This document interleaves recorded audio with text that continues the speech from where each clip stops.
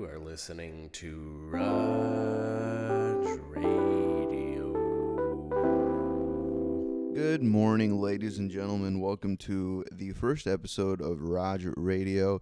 This is actually something I've been wanting to do for a really long time, and it's just a solo podcast.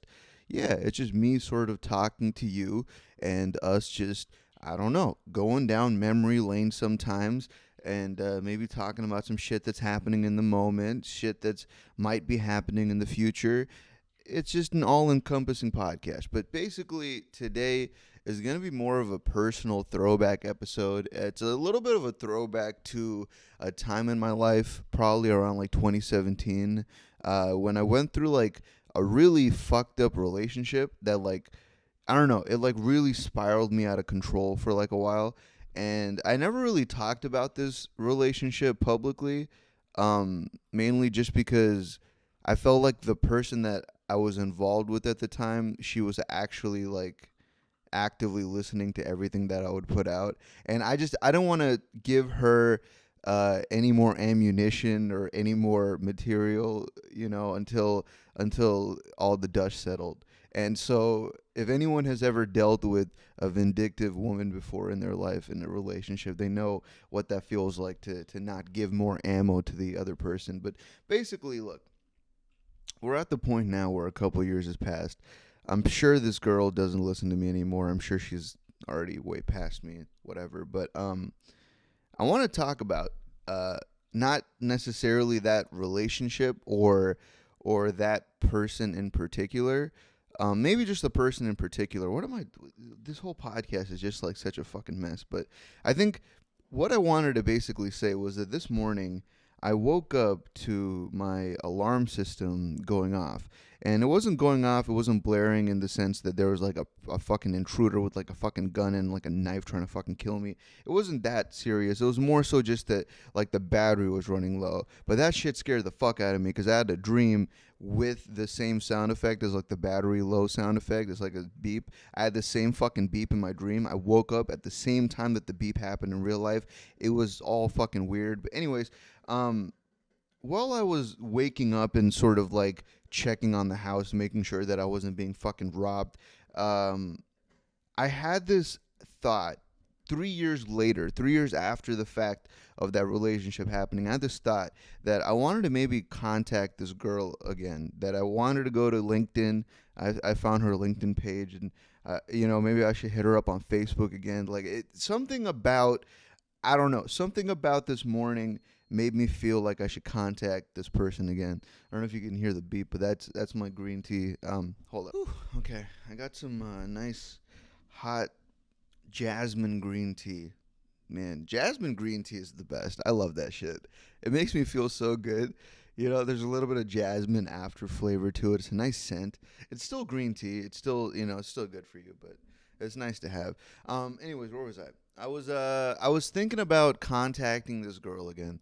I was thinking of hitting her back up and being like, "Yo, what's up? How's life? What's going on?" But then I realized like everything that happened between us was so fucked that it's like I can't just like magically fucking pop back in and just say something and then hope that like everything works out. It doesn't work that way. Life, unfortunately, does not work that way. It's not that simple. But instead of doing that, I kind of started just writing to myself because I was trying to find answers to my question, like, should I hit her back up? And I realized that none of my friends, I can never go to them and talk to them about this because they're obviously going to tell me to just move the fuck on. If not move the fuck on, they're going to say some variation of that, or they just won't know what the fuck to say. I think that's another thing. Like, one of my biggest fears is like asking someone for advice in life and they don't know like what the fuck to say, and then they draw a fucking blank, and then I'm like, bro, I drew a blank, which is why I fucking came to you in the first place. In a lot of ways it sucks. But when you talk to yourself, there's like a sense of, I guess, security, because you know that like whatever outcome comes from that conversation with yourself, it's like a very internal thing. It's something that you should trust more so than like anything outside of that if you ask other people. But basically, I kind of like had a self conversation about it. And I came to this conclusion that I was only trying to contact this girl again because at a certain point in my life, she made me really happy. And at this point in my life, I'm not really that happy. And I think all I was trying to do by trying to, even think about contacting her again was to go back in time and chase after this happiness. And it kind of dawned on me that this like idea of going back and finding things that make you happy and pulling them back to where you are now and to sort of see if you get the same sort of happiness back. Like this idea that you can just go back in time and try to talk to someone that made you happy back then and to think that like they would make you happy a couple years later. It's like the most naive pursuit of happiness I've ever seen. And I think like I started realizing this as I broke down like why I wanted to talk to her again. And it kind of got me like on this roll, this like thought process roll. I just kept thinking and thinking and thinking. And one of the things I ended up on was that happiness is not necessarily a state of mind. It's a state of action. And that phrase right there, that quote is famously said by Aristotle. And it is a really, really amazing quote. I'm going to say it one more time just in case people didn't hear it the first time. But it goes something like happiness comes through action. It is not a state of mind. And you can reword that however you want, but that's like the general message. And I kept thinking about that because I think that's like one of the most important things ever in the world. Like if there was like one quote that I could keep with me for the rest of my fucking life, it would be that quote, because that quote encompasses everything that you need to understand about being a happy person. And the more and more I started thinking about this idea that action is the true determinant of happiness, I started looking at my life and I started like really thinking about like what are some things that I'm doing that's making me really unhappy. And I realized like a lot of the things that makes me unhappy as a person is things that is completely under my fucking control. But there are also things that really fuck with my dopamine receptors. Like on a more scientific level, on a more medical level, I guess, you have these dopamine receptors in your head. So the different things that you might consume in a day, like sugar, is heavy. It fucking impacts your dopamine receptors. Smoking weed impacts your dopamine receptors. Marijuana, THC, that's a big one right there. And there's a lot of different things that can impact it. Even video games can actually impact your dopamine receptors. Although I haven't done too much research on video games, so I don't know like exactly how it impacts it. But I think there's like a certain idea that when you like progress in a video game after spending an X amount of time in it, that progression that you get, that reward that you get after spending all that time, that's what like is like a little ding ding ding ding ding in your dopamine receptors, and it kind of like makes you happy and excited, makes you want to go back and keep progressing and keep getting more things. In a lot of ways, that is how gaming companies and that it's how most people in the world get other people to get addicted to things. It's this concept of dopamine. It's this concept of doping a person and keeping them in a cycle of constantly, enforcing dopamine receptors to keep working. I'm saying all this to say that this idea that we have dopamine receptors and we can pretty much use external sources like I said, marijuana or sugar to kind of impact those receptors, then that also means that there's an internal way to impact those receptors. It's not always just external. And one of the conclusions that I had come to was that the number one way to be happy is to get rid of any external source of dopamine in your life. Any kind of external source. It could be something as simple as sugar. It could be something drug related like marijuana. I always go to those two examples because it's like the easiest to pick out. Shit, you can do gaming. I don't know, World of Warcraft, Overwatch, Team Fortress 2, whatever it is. Whatever thing in your life gives you that dopamine feedback, it falls into this category of external source. So when I started kind of thinking more about what is an external source and what is an internal source of dopamine, one of the things that I sort of came to the conclusion to was that there is this idea within every man and woman of a right and a wrong. And this is internal. This is the internal portion of it, right? So when you kind of explore this concept that everyone has this internal sense of right and wrong, it allows you to sort of venture into your own mind. It lets you think a little deeper about who you are as a person and what you value. Because what I might consider right or wrong is not maybe what you consider right or wrong. And it's obviously because of our upbringings and our life experiences that sort of brought us to those conclusions. But if we were to really tackle this idea that of right and wrong, and there's like this list in our head, and we have to come up with this list, what do you think your right things would be? What would be the things in your life that you would say is the right things? What would be the things in your life that you would say is the wrong things? And how much of the right things are you doing in your day-to-day life versus how much of the wrong things are you doing?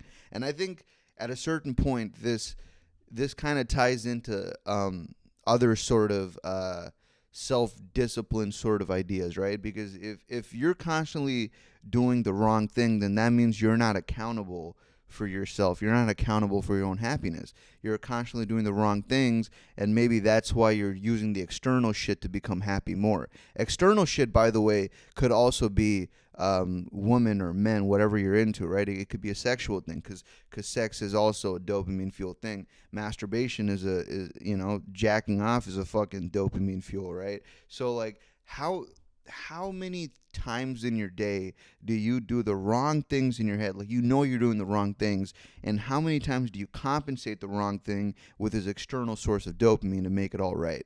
And I think this sort of process of dopamine in your brain, this is what allows a person to be happy. This is what dictates whether a person is living in their own personal heaven or living in their own personal hell. It's all based on their actions on a day-to-day basis. And a lot of it boils down to accountability, right? Like, how accountable are you for yourself and your thoughts and how your day goes? So I think one of the things that I've sort of realized about myself, right, just sort of thinking in this thought process, is if I was to list like the things that I think are right and wrong, I'd say like some of the things that I think are right is like waking up and making my bed. I think that's the right thing to do because I don't see my bed again until the end of the day. And I want to go to a bed that's like clean. It doesn't just look like a fucking mess. In a certain way, I think that's the right thing to do. It enforces a level of discipline, right? I think another right thing to do is every morning take a fucking shower. Put on my contact lenses. That's another right thing to do. And again, these are like super simplistic things, but I'm sort of just going over like whatever I think is right? I think another right thing to do is wake up in the morning and drink some green tea. Maybe work on some content. Like right now, I'm making this podcast, but I could be working on a video. I could be in front of my green screen right now shooting another comedy video, right? Or creating something, editing something. I think the number one thing for me is what I consider right is working on something I'm passionate about. And these are all things I'm passionate about. So I think that's one of the things that I should be focused on. I think another right thing to do during the day is go to the fucking gym. This is something I've been like actively avoiding. I don't ever go to the gym, but maybe I should go to the gym, right? Because that's in my list of the right things to do. And when I keep going down this list of like right things to do, it gets more and more specific. Like, I would personally think the right thing to do is to make my own food, because I buy the ingredients for my food, but I never fucking cook it. I'm too lazy. I order out, which doesn't make any sense considering I bought fucking ingredients in the first place, but I just order food out, and I think that's the wrong thing to do, right? And again, it's this battle between the right things to do and the wrong things to do. And I'm saying all of this to say that eventually down the road, this will lead you to be more profoundly happy as a human versus you choosing to go with external sources of happiness. One of the main reasons why I'm sort of having this conversation with you guys is because I've had this conversation with myself so many times. And the conversation is usually about how lonely I am, or how I want certain things in life. Like, I want to go out and meet people and talk to girls and hook up and fucking be in that world. And and how that would sort of bring me any kind of happiness. And I sort of realized that without even doing those things, they wouldn't make me happy.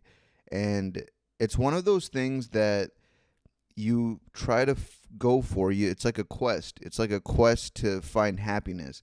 And you try to do everything that you can possibly ever think of. And I think one of the mistakes that I routinely make is that I try to find happiness in external sources.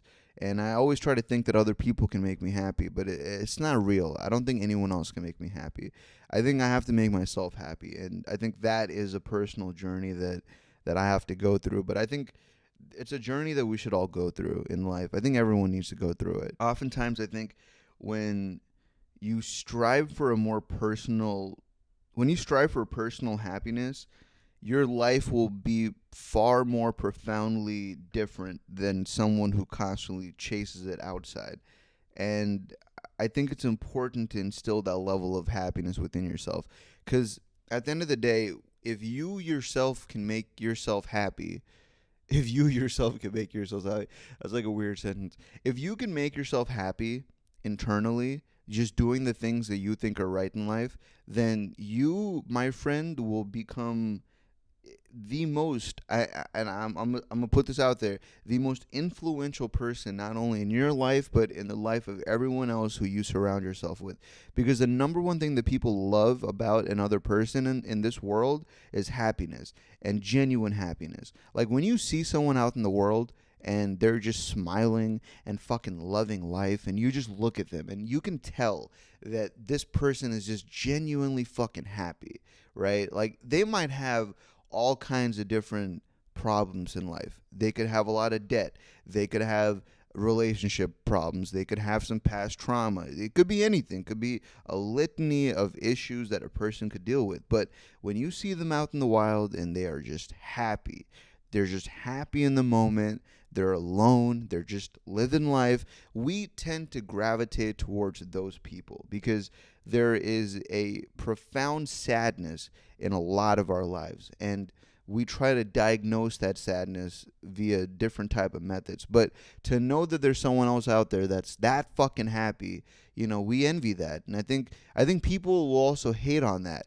I think a lot of people go the negative route. They look at people that are happy and they start hating on those people. Like, man, fuck this guy. He's only happy because of his money. He's only happy because of his girl. XYZ reason. You can input whatever you want.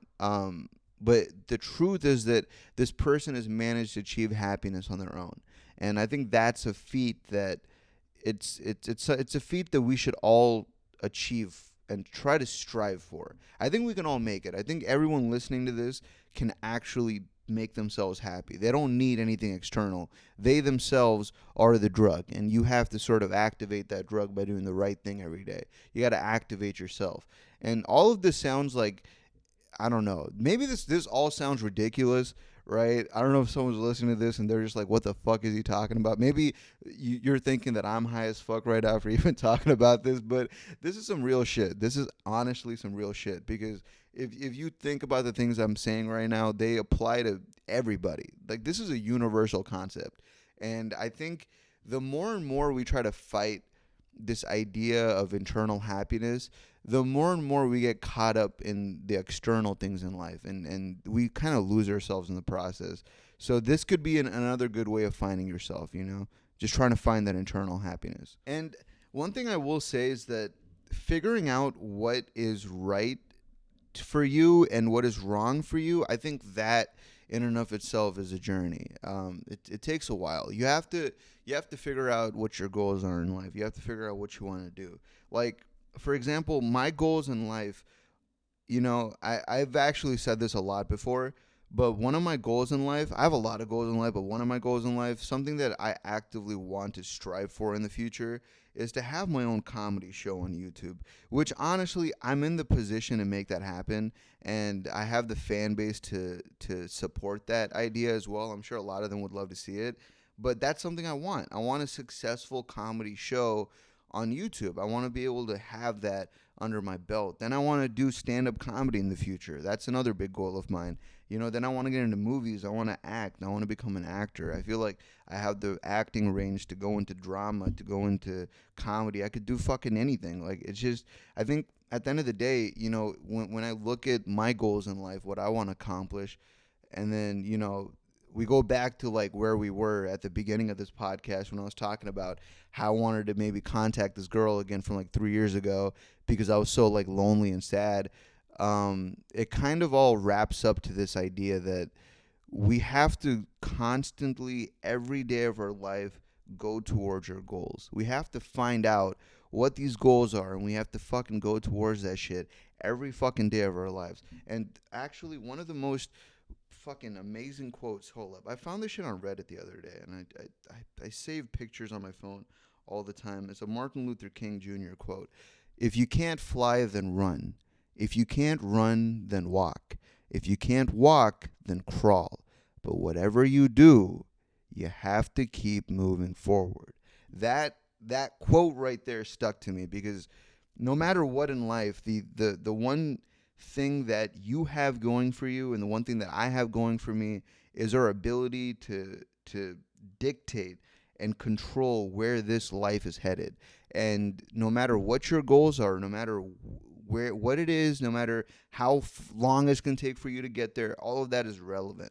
What is relevant is what you do today, what you do in this moment, what you do from here on out to get to that fucking goal. And I think that's the most important thing.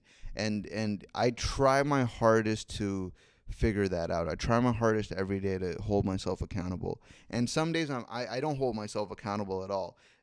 Yesterday I fell the fuck off. Yesterday my entire day was literally filled with watching YouTube videos and playing fucking Overwatch. Like, just think about that. Like, I'm talking about all this stuff about wanting to do a comedy show, and I'm sitting here talking about how yesterday my whole day was just spent playing fucking Overwatch and watching YouTube videos. None of the things I did yesterday were conducive to accomplishing anything I set out for myself. And I think that right there goes to show that it doesn't matter how big your goals are. It doesn't matter what kind of a position you're in life, because like I said before, I'm in a position to make those goals happen. It's easy to fall off. It's easy to just not do the work. It's easy to lie to yourself. It's easier to, go find an external source of happiness because you can't build that up internally. But I think I'm going to challenge myself. I think definitely for 2020, one of my challenges is to find an internal source of happiness. Find something that is sustainable within me. And if that means that I have to start doing the right things in life and holding myself accountable for these things and continuing to build these habits, then that's exactly what the fuck I'm going to do.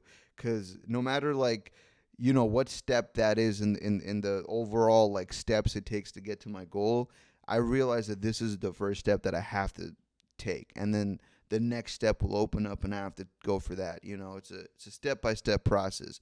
You take things day by day. So, that's definitely one of those things I want to work on. Speaking of things being a step-by-step process, me actually recording this podcast and getting it to this point where, I'm almost at 30 minutes, to me, I'm really impressed with myself because I remember when I first started doing a solo podcast, I had this idea last year, middle of last year. And every time I tried recording this, I would either talk too fast or I don't know, I'd get burned out within 7 minutes of talking. Nothing motivated me or kept me interested. But I don't know, man. Something about this morning, dealing with those questions in the morning and sort of trying to figure things out internally. I don't know. It kind of just sparked this idea to talk about this, I guess. And I'm happy I did. I hope this conversation has actually helped someone. It can even be just one person. I hope anyone listens to this and actually takes something away. That would mean everything to me, to know that I'm making someone else's life better. Oh, actually, you know what? Speaking of which, I actually do have another point of conversation. So while I was thinking about all this other stuff when it comes to sort of just dealing with happiness and whatnot, One of the things I started thinking about was what this comedian Andrew Schultz from the Brilliant Idiots podcast, incredible podcast, by the way. He's a great comedian. He had this entire sort of conversation about him going to Burning Man. And Burning Man, for those of you who don't know, it's a festival that happens once a year. It happens in the desert. I'm forgetting which desert, but it might be Death Valley, I think, by Vegas. I'm not too sure. What they do in Burning Man is they legitimately have a gigantic wooden man that they burn down at the end of the festival or maybe during it. I've never been. I'm only going off of like small memories of listening to other people talk about it, but everyone there is on some type of drugs. And I don't mean like hard drugs like meth or some crazy shit like that. But a lot of the people there are on acid. They're on Molly. They're on different drugs, and the one specific drug that I want to talk about is Molly. And I've actually taken hard pressed pills before at Coachella, which was super fucking fun. Molly is an incredible experience. I remember when I took Molly, it was back in it was back in Coachella. That was like one of the only times I took it. But I remember it was during Kendrick Lamar and during Travis Scott, but mainly Kendrick Lamar. This is the best memory that I have. I remember taking like 2.5 pills. It was like the most insane high ever because it wasn't like a high where it's like weed where like it's like a head high or something. It was a dopamine dump. It was like a serotonin dump. It made you feel like you were the happiest human alive. Like if you looked at happiness as like a gauge, as like a meter, right? And the average person, let's say the meter goes up to the number 100. The average person's meter is around maybe like 20 to 30, right? And the whole conversation we had before about doing the right thing, let's say that pushes you to like fucking 50 to 60, which is pretty happy. You're like generally a really happy person. Molly pushes you to 110 out of 100. It gives you an excess amount of happiness. And what's really interesting is when a human being has an excess amount of happiness, you start to see how they interact with the people around them and the different things that they do. What I did when I had an excess amount of happiness was I was jumping around and I was gathering a bunch of people around me and I was getting them all to jump with me to Kendrick Lamar's music, and I was singing I felt every fucking word, and it was the most like surreal experience in the world. I remember halfway through my Molly experience, I literally gathered 15 motherfuckers around me to jump with me at the same time to the fucking beat. And I became this like social party dude that like I'm not usually like the life of the party or anything like that. But something about having all of this happiness and then having all this excess happiness. Like I wanted to push that excess happiness to other people. I wanted other people to be happy. I wanted other people to jump around. I wanted other people to feel the same level of love that I feel for myself at that moment. And I'll never fucking forget that. That was like the most incredible feeling I've ever felt.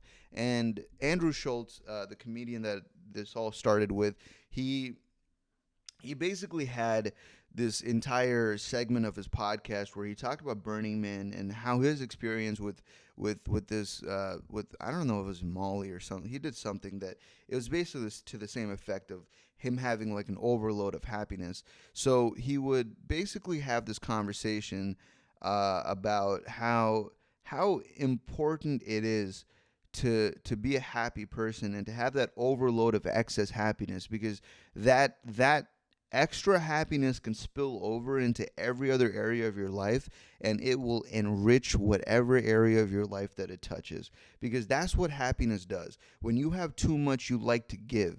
No one ever likes to hoard happiness. You can't actually hoard happiness. It's not possible. It's going to come out one way or another. And I think that's one of the things that ties into this whole conversation about making yourself happy, right? If you can get to a point in your life where, you found a way to I guess, become the drug to your own dopamine receptor. You found a way to become the drug, and you can make yourself happy by doing all the right things in life, whatever that must mean to you, whatever you associate with the right thing. If you genuinely become a happy person by going down this path, I think eventually you will hit a point of excess happiness without having to take Molly. I think you can definitely hit 100 out of 100 in the happiness and go just a little bit above to help everybody else out. I think that can be achieved without the usage of drugs. I think all it really takes is just willpower and the ability to make yourself a happier person. I think it'll not only change your life for the better, it'll change everyone around you for the better as well. And it's kind of crazy because I think everything I'm talking about right now in terms of like conversation about happiness and whatnot, all of this would be perfect for the RNG podcast. Yet here I am doing a solo podcast, the fucking Rajcast. But I love doing this. I love doing this because I love talking, man. If you haven't already guessed, I love talking. I love talking. I love communicating my thoughts. I love just having a stream of consciousness real time. It's amazing. It makes me feel really good to just kind of get my thoughts out there. And it makes me feel good knowing that people are listening. This would really suck if no one was listening, and I was just kind of talking to myself. Although that doesn't actually, I take that back. It doesn't actually suck that much that no one's listening. Oftentimes, like, I find myself just talking to myself a lot. And it's usually used as a tool by me, either intentionally or unintentionally, to build my ability to speak and to sort of explore different, I would say, ideas. And you can't really do that with other people, because I think that's another weird thing, right? Like when I used to live with people, like when I used to have roommates, like I think a couple years back. I remember, like, I there was no way in hell, like, I could talk to myself back then in that room, because they would look at me like I was fucking insane. Like, they would look at me like I was some kind of madman. So there's no way I could have done that shit back then. But I think, like, now I have my own place. My parents moved out of this house, so I have the whole house to myself, and I kind of live alone. So a lot of the time that I have right now is just alone time. And it's given me a lot of opportunity to just fucking talk to myself and just like build ideas and build concepts and build theories. A lot of the things that I think about throughout the day, I put into a book that I'm writing. And it's maybe this book, because I was saying this book was going to come out during the St. Raja period of content that I was releasing, but it wasn't ready then. And honestly, the book is like fucking, it's a lot. It's like over 2,000 pages now, and it's like continuing to build, and it's like just a compendium of ideas and theories and different things. Like, we're talking about happiness earlier, right? The whole podcast has been about happiness and how to create self-happiness. My entire book is literally things like this, but they encompass like every human emotion and every thought. And in a lot of ways, like, this is how I bide my time when I'm alone. I love doing this because it builds. I think it builds a lot of. I'm not going to say character. It builds a lot of an intellectual conversation. And a lot of times I feel like I can't have these types of conversations with people in my life because, one, I don't think these types of conversations are things that people normally think about. These aren't the typical thoughts that people think about. I think most average people, they'll wake up and then their day will be like, okay, well, time to get ready and go to work.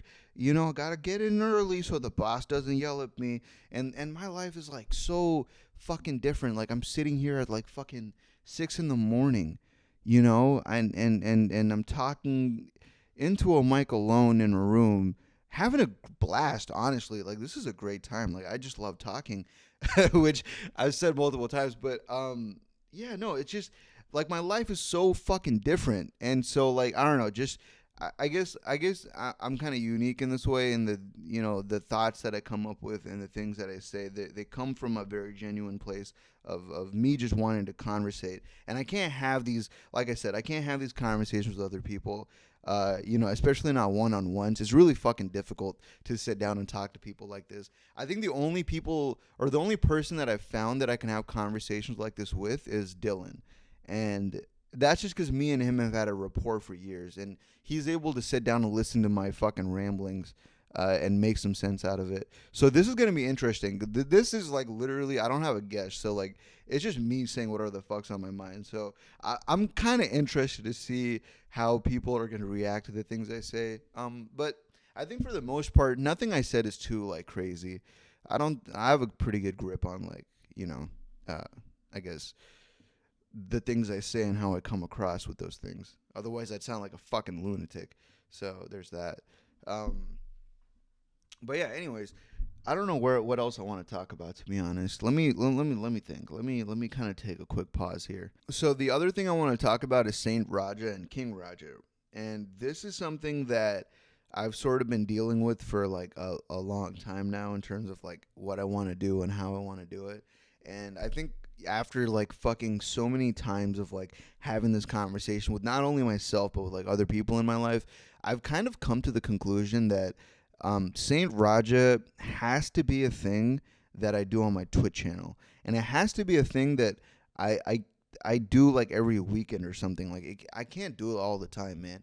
I think something people don't understand is I'm a human being at the end of the day, just as much as you are, and a lot of the things that people come to me with in terms of life problems, ab- I absolutely love listening to it.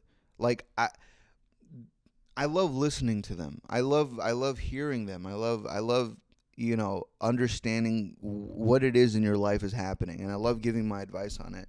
And I think one of the things though is that sometimes it burns me out mentally, and there's actually this like burnout that comes with dealing with other people's problems for so long. I think therapists kind of get away with that because in their field they only have to spend an hour doing it, but I was spending damn near like 6 hours a day just talking to people the whole day, and I was doing it for free. A therapist at least gets paid, and if it's not for the money reason, there's no way I can like there's no way I can mentally or financially sustain Saint Raja unless like I start taking money for it. And I don't want to take money for it. I think that's one of those things that I always want to leave it as free because I want to just help people. Like I don't want to have to like feel like I have to fucking like, I don't want to feel like I have to fucking charge people money to help with their problems. So yeah, that's not something I'd ever do. But when it comes to King Raja, though, right? So I've been debating for the longest time whether or not I want to keep the accent or get rid of it, and this has been like a constant fucking debate. But I've like recently tried doing the accent, right? So like for example, I'll do like a quick sentence. Mary had a little lamb. Mary had a little lamb. Hello, this is King Raja. How's it going?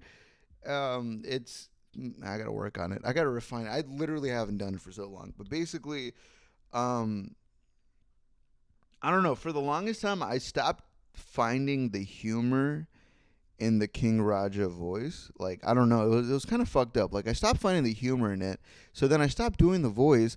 But there's this thing that happens when if you don't do something for long enough, like if you don't lift for long enough and you've been going to the gym, you lose muscle mass. You lose the ability to lift that fucking weight again the next time you go back in. So when I go back into YouTube, it's same thing for King Raja. Like I kind of haven't been doing the voice at all for years. So like to go back and do it again, I would need to really fucking sit down and like practice the accent and make sure I get it right. But like I don't know, like now that I start thinking about it, like I really enjoy doing the accent. I enjoy doing the character because at a certain point in my life, I got made fun of a lot for having an Indian accent, especially when I was younger. So to see me using the Indian accent as a way to like empower myself and to get paid doing it and people love hearing it, um it's amazing. It's amazing. This is something that I would have wanted as a kid. But there's also this aspect of like reality, right? Is that I don't know if like I want to be known as like the guy that only does the Indian accent. Like I feel like I have much more to offer. But I think regardless of how much more I have to offer to the world, I think at the end of the day, I have to not be so absolute about things. Like I have to be more. I have to be more. I'm trying to find the right word. I have to be more open-minded. Like, I can't look at it like if I do the King Raja thing, like the whole character again, that I'm gonna be like typecasted as like just this Indian guy. I can't look at it that way because I think it's whatever I make of it, right? So if I do King Raja, then I don't have to like play into the stereotypes. I can just do whatever the fuck I want to do, and I can create the Indian accent to whatever effect I want to create it. No one else, by the way, on this entire site is doing what I'm doing. So it's genuinely one of those things that it's like an original idea that I don't want to lose. Um, but at the same time, there's like a part of me that wants to do like non-accent content, and a lot of the content I was making back then was popular because I wasn't doing the accent. It was just me kind of vlogging and talking to the camera. So I don't know, maybe I might do like a mix of content again like I was doing before. I could just do something where like I give a little bit of both, you know what I mean? Alternatively, my other thing was that I could just stream as myself and then just make YouTube videos as the character, and then I could kind of do it that way as well. I don't know. These are all different thoughts that I have. But for sure, the show that I'm working on right now, the comedy show, which I brought up earlier. So I don't know how exactly I'm going to be doing this. I don't know if I want to like sit in front of the fucking camera and be like, "Hello everybody, welcome to yet another episode of King Raja." Actually, dude, I fucking love the accent. Like, that just sold it to me. Like, me just doing it right there actually just sold it. I love the fucking accent. It's so fucking funny. I can like play around with it so much. Um Honestly, I might just keep the accent. Like, that just kind of sold it to me. It's kind of funny because I was just saying how like I spent so long like debating about this, and all it really took was me doing it on like a solo podcast, like just fucking around with it. Um, but yeah, that's one of the things like I was debating, like whether or not I want to use the accent, how I want to like go about doing this. But I think now that like I really kind of like have seen and thought about it a little bit more, I might just do the comedy show with the accent.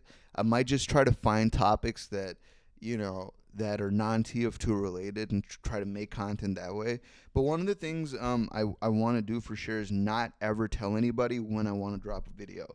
Not ever tell anybody that a video is even coming. Like, there's nothing worse than telling an audience of people that you're about to have content coming just for you to not create that content, or just for that content to not come out at the right time. Like, that's the fucking worst feeling in the world, to know that like you let people down after giving them hope. That's something I want to avoid, and that's something I feel like I've been doing a lot recently, especially with Saint Raja. People like constantly expect that content. I can't deliver that. Anyways, though, we're reaching like 47 minutes. This has been 47 minutes of me literally just talking into a fucking mic on my own. I haven't even had a guest yet.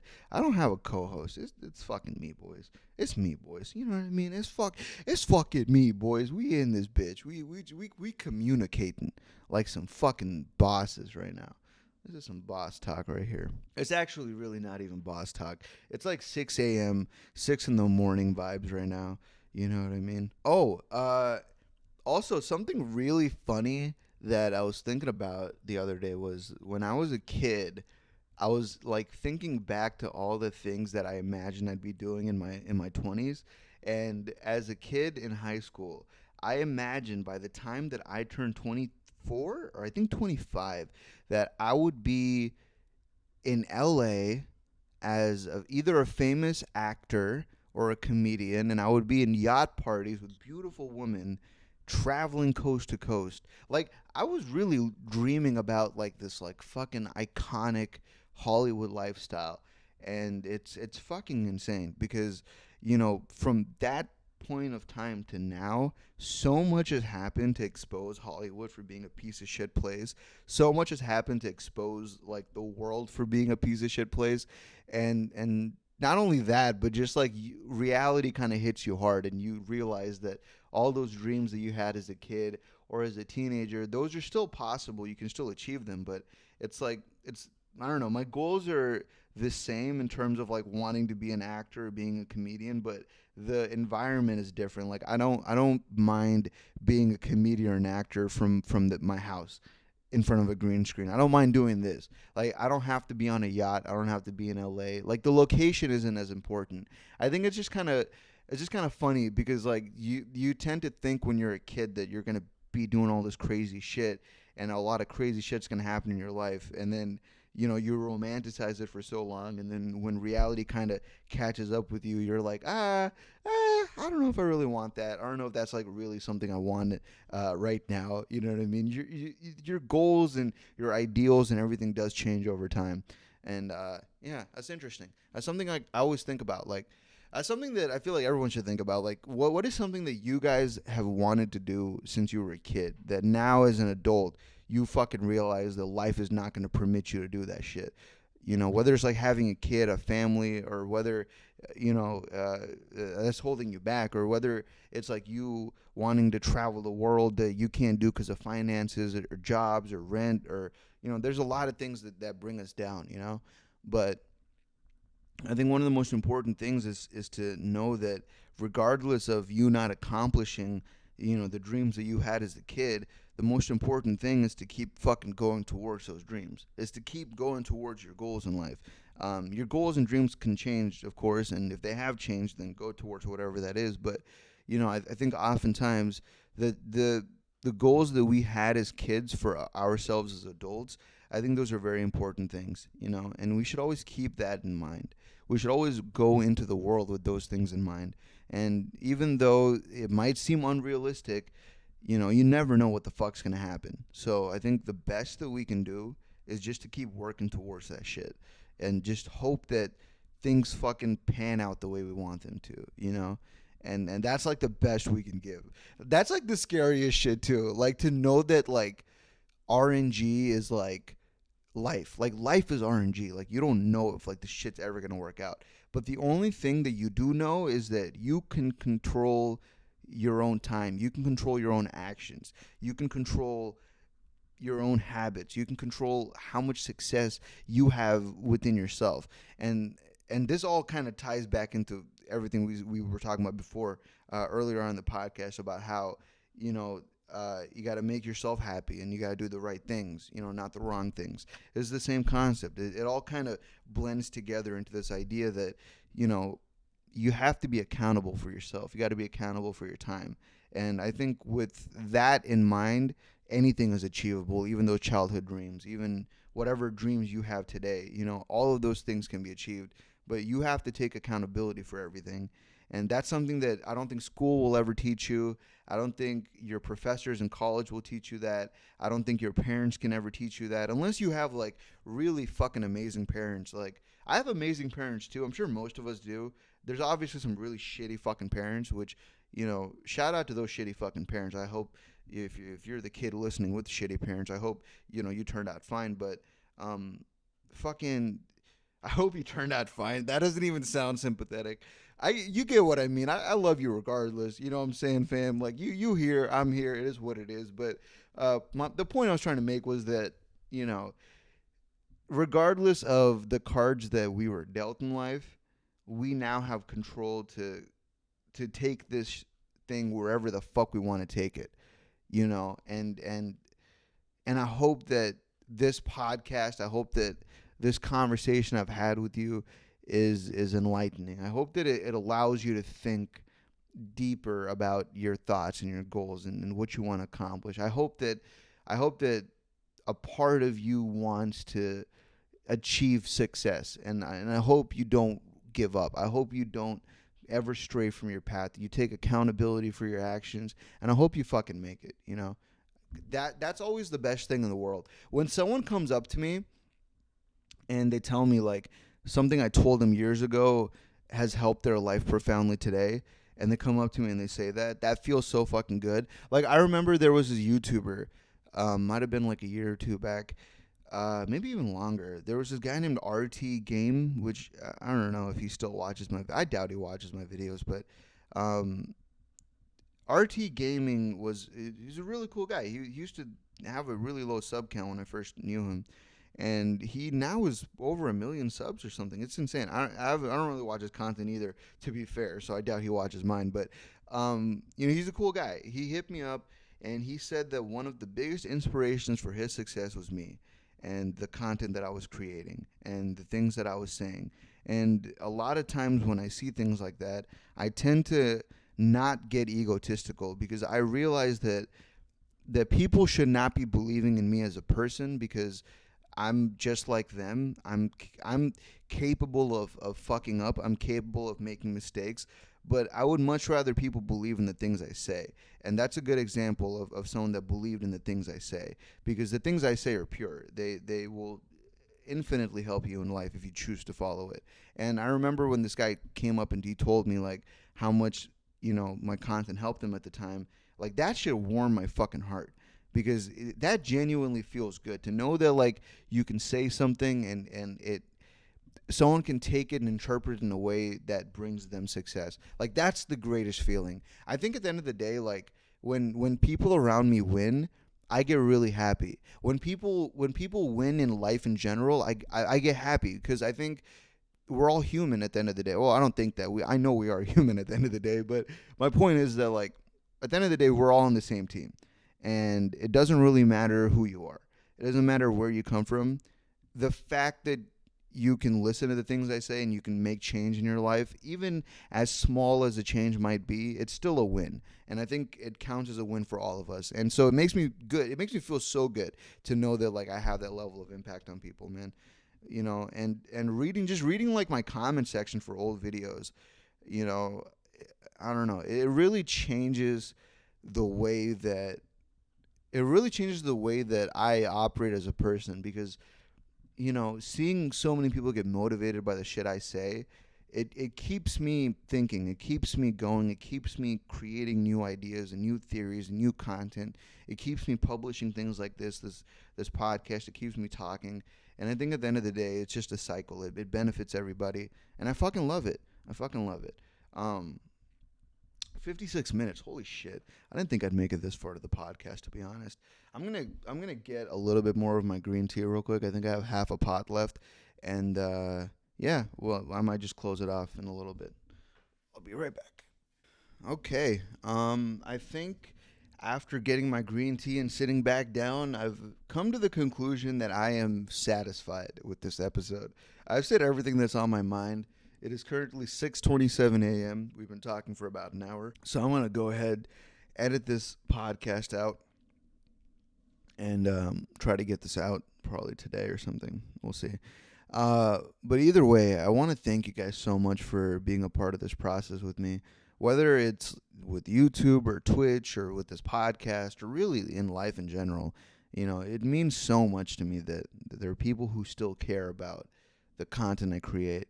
And it's not even so much it's like people who care about the content I create.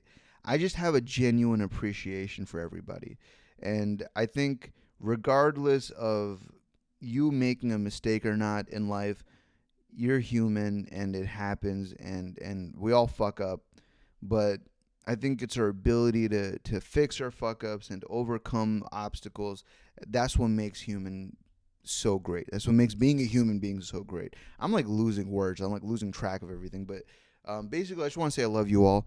Thank you so much for listening. And I hope you guys have a fantastic day/night, wherever you are, whenever you're listening to this. And I will see you in the next Raj Radio. Peace out.